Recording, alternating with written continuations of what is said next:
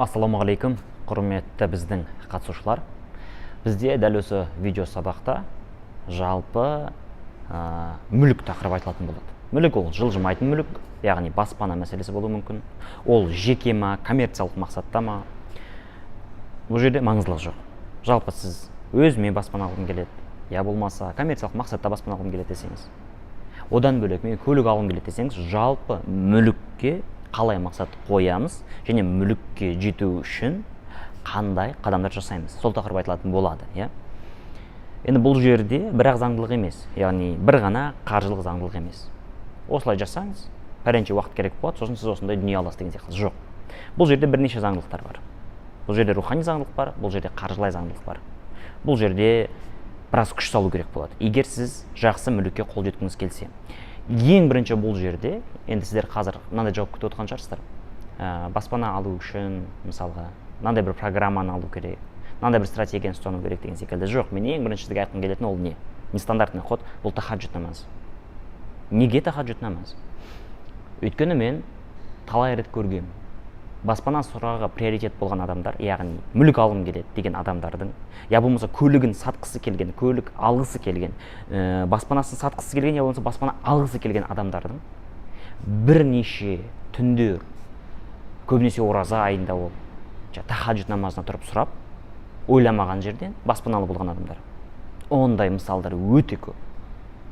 Не себепті десеңіз болады? Өйткені Аллах тағала түннің 3-ші бөлігінде өзінің ұлылығына сай түрде жақындап не дейді? Қане, мұқтаждығының өтелуін сұрап жатқан бар ма, мен мұқтаждығын өтеп берейін дейді.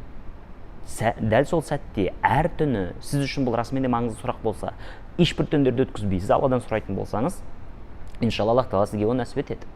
Және бұл жерде сіз ақылға салмаңыз. Менде оған қаражат жоқ қой, менде там недвижимость істейтін аға тәтем жоқ қой деген секілді. Оны беретін Алла.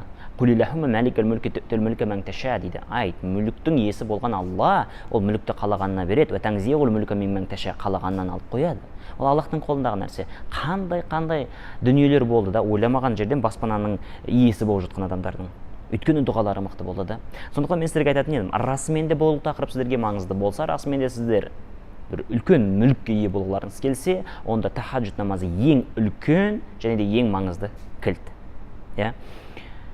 Түннің әр 3-ші бөлігі Аллах тағала бар, Аллах тағала жақындайды, бірақ біз жоқ болып қаламыз да. Біз айтамыз, осы баспаналы болсам ғой, қарызымнан құтылсам ғой, бүйтсем ғой, сөйтсем ғой, мен үшін бұл маңызды дейміз де, бірақ расымен де маңызды болса, онда біз қайдамыз? Түнде біз қайдамыз?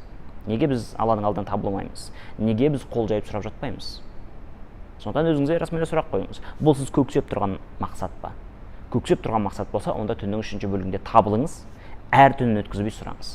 Жолдасыңызбен келісіңіз, егер ерлі зайыпты болсаңыз. Бүгін мен тұрамын, ертең сен тұр деген секілді. График қойып алыңыз кәдімгідей. Осылай жұмыс жасаңыз. Бұл бірінші. Екіншісі, бұл жерде көрдіңіз бе? Сіз қолыңыздан келгенде жасайсыз ғой. Аллах тағала пәленше дүние жасап таста деп ешқашан бізге планка қоймайды. Аллах тағала қолынан келген нәрсені жаса дейді. Енді қолынан келетін қаржылық тұрғыда ең дұрыс мәселе не? Мүлікке бағыттап ақша жинау. Сіздің жұмысыңыз емес.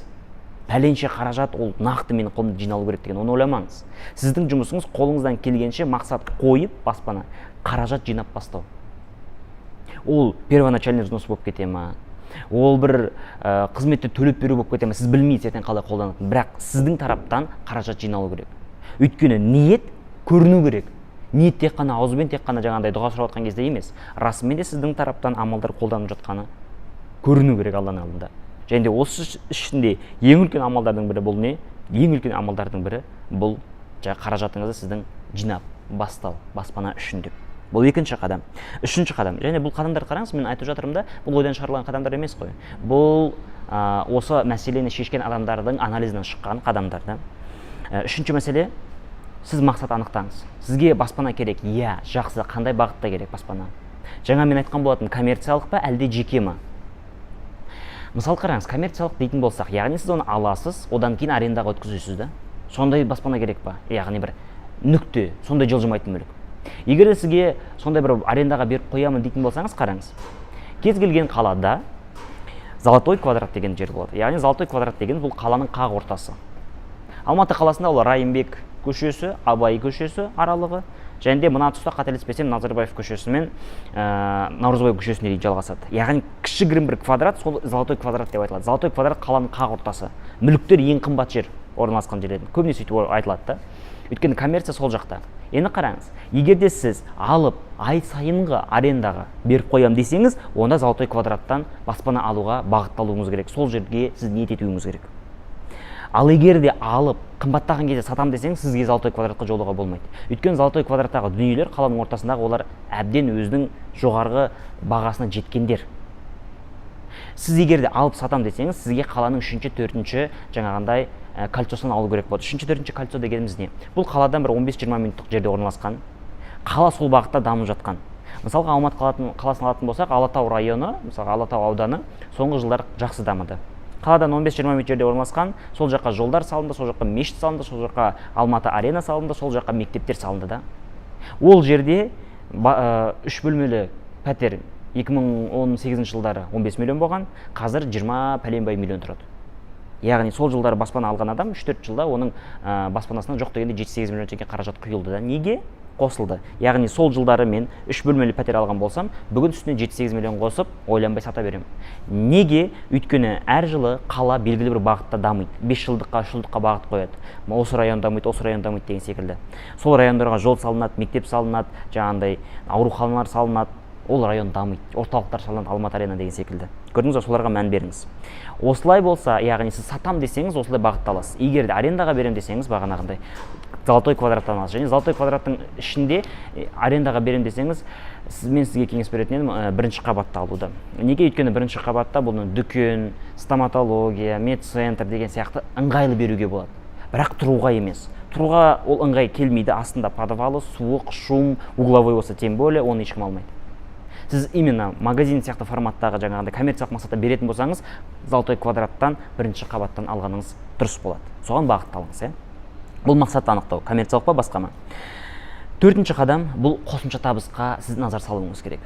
Қосымша табыс, қолыңыздан келген не нәрсе бар, соның барлығын жасауыңыз керек.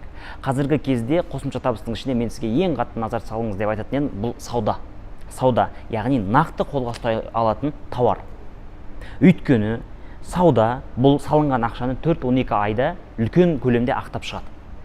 Сондықтан баспана алу жолында қосымша қаражатты жинаудың ең керемет жолдарының бірі бұл қосымша табыс көзін дәл осы тауарлы бизнеста, яғни ұстап қолға ұсталатын саудада жасау. Ол қазіргі кезде Wildberries бар, Каспийда сауда жасау бар деген секілді. Кез келген алыңыз, үйреніңіз. Бірақ жалпы сауда арқылы қосымша табыс жасау сіз үшін ең үлкен қадамдардың бірі болады. Енді баспананың мәселесіне келетін болсақ, өзіңіз үшін баспана алып жатсаңыз, сіздің баспанаңыз сіздің 24 айлық табысыңызбен бірдей болу керек. Мысалға, сіздің айлық табысыңыз айталық 500 мың теңге болса, енді 500 мыңды 24-ке көбейтесіз. Сол көлемде шыққан қаражатта сіз баспананы ала аласыз, оның налогын төлей аласыз, оны былай айтқан кезде сіз қамтамасыз ете аласыз. Неге 24 ай? Бұл есептелініп қойған. Егер де сіздің баспанаңыз ол бірнеше жылдардық табысты көп кететін болса, ол баспананы қамтамасыз ету, оның жөндеу жұмыстарын жасау, яғни ремонтты жасау, жалпы толық құтылып шығу сіз үшін өте қиын болады.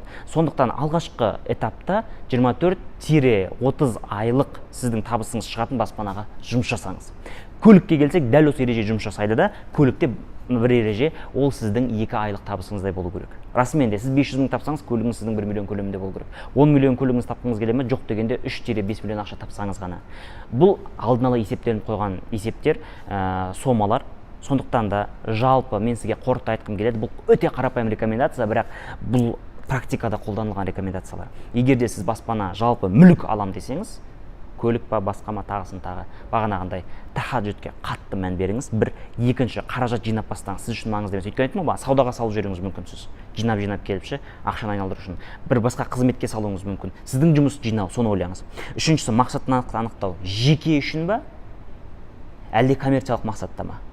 Болашақта сатып жіберу үшін ба, әлде арендаға беріп қою үшін ба?